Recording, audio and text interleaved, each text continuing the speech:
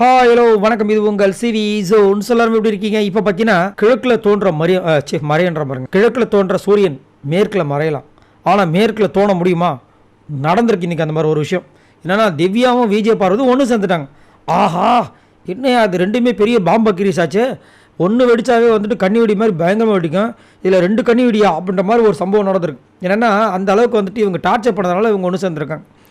ஆக்சுவலாக நேற்றுலேருந்து பார்த்தீங்கன்னா அந்த கிச்சனில் இருந்துட்டு அவங்க அந்த 5 பேரும் படுற பாடு இருக்குது, ரொம்ப மோசம். இவங்க கேட்குறத வக்கனே கேட்குறத சமைச்சும் கொடுக்கணுமா?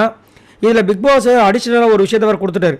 அந்த ஸ்லேட்டில் அவங்க என்னெல்லாம் எழுதுறாங்களோ அதெல்லாம் செஞ்சு கொடுங்க. இன்றைக்கி ஃபுல்லாக அதை தான் செஞ்சு கொடுக்குறாங்க. பாரபட்சம் பார்க்காம செஞ்சுக்கிட்டே இருக்காங்க. பாவமாக இருந்துச்சு. கடைசியில் ஏதாவது ஒரு பாயிண்ட் வரும், அதுலேயும் வந்து எக்ஸ்ட்ரா வந்து அடிஷ்னல் ஒர்க்கும் பண்ணுறாங்க, என்டர்டெயின்மெண்ட் பண்ணுறாங்க.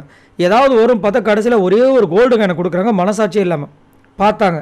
ரைட்ரா, எங்களை சொரிஞ்சு விட்டிங்களா, உங்களை நாங்கள் சொரியன்னு சொல்லிட்டு எல்லோரும் இப்போ ஒன்று சேர்ந்துட்டாங்க. கனி மட்டும் கண்டிக்கிட்டாங்க, தெரியல உங்களுக்கு. ஸோ கனி வந்து தனியாக கண்டிட்டாங்க. இருந்தாலும் நம்ம 2 பேரும் அடித்து தூக்கணும்னு சொல்லிட்டு திவ்யாவும் விஜய் பார்வதி அப்புறம் சாண்ட்ரா எல்லோரும் ஒன்று சேர்ந்து இப்போது நாளைக்கு அடித்து தூக்குறோம்.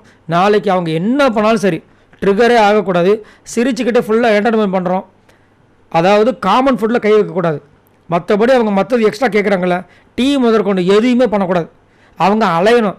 அவங்க கேட்குறாங்களா, உங்களுக்காக நாங்கள் வந்து டாஸ்க் பண்ணுறோம், என்டர்டெயின்மெண்ட் பண்ணுறோன்னு சொல்லிட்டு வச்சு செய்யணும்னு சொல்லிட்டு முடிவு பண்ணி இதில் வேறு ஒரு விஷயத்தை வேறு ஷேர் பண்ணாங்க. எனக்கு வந்துட்டு விஜய் பார்வதி பிடிக்காது. ஆனால் விஜய் பார்வதி கையை தூக்குறதுக்கு கானாவனத்தை அவ்வளோ பேச்சு பேசுகிறாரு. அந்த சண்டை நடந்துச்சு, அதில் சொல்கிறாங்க அவர் மட்டும் கையை தூக்குறாரு, யாருமே கேட்க மாட்டுறாங்க. அதில் 2 பேர் வந்துட்டு ஒரு முன்னாடி அந்த மாதிரி கை நீட்டி பேசலாமான்னு கேட்குறாங்க. அவர் முதல்ல எது கை நீட்டி பேசுகிறாரு? எனக்கு அந்த பொண்ணை பிடிக்காதுன்னா கூட இந்த மாதிரி பண்ணவே கூடாது, ஏன் இதில் எல்லாருமே சப்போர்ட் பண்ணுங்கன்னு சொல்லிட்டு எல்லோரும் பிடிச்சி ஏறினாங்க. ஸோ எது எப்படியோ 2 பேர் சேர்ந்து நான் ஆக்சுவலாக நினச்சது அதுதான், இவங்க 2 பேரும் ஒன்று சேர்ந்து அடித்தா எப்படி இருக்கும் அப்படின்னு.